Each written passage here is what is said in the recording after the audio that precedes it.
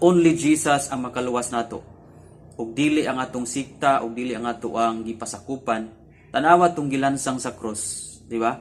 Usa to siya ka kriminal na priso. So sa diha nga niingon siya nga magtutudlo, hinumdumi in taon ako sa Luke chapter 23 verse 43. Hinumdumi in taon ako sa diha nga maghari ka na. Unsay gitubang ni Jesus karon dayon ikauban tikas paraiso. So my question is, unsa man to siya nga religion? Unsa man to siya nga sikta?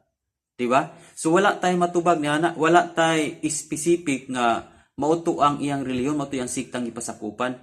And although wala pud to siya nahimo nga maayo, criminal to siya. And for sure wala to siya sinimbahan kay ngano man nagpuyo siya og prisuhan.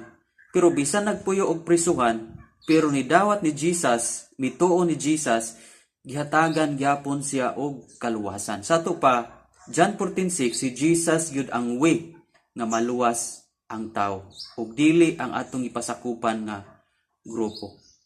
So mao lang ni mga igsuon, and hopefully nga kung na bless kanini nga mga topic, ayaw kalimot sa pag-comment o pag-share para nga daghan pong masayod nini. Only Jesus ang atong kaluwasan. Wala nay lain pa, no? Kanang giingon diha, whosoever believes in him sa John 3:16, should not perish but have everlasting life. O diba? Sa 1 John 5:13, kadtong midawat sa anak sa Dios may kinabuhing walay katapusan. So kinsa man ang anak sa Dios? Si Jesus. So muna nga bisan asa ka nga pundok og sikta, si Jesus bagyod ang imuhang giila nga manuluwas, or ang imo bang grupo, ang imo bang isakupan mo imong giila nga mo'y makaluwas.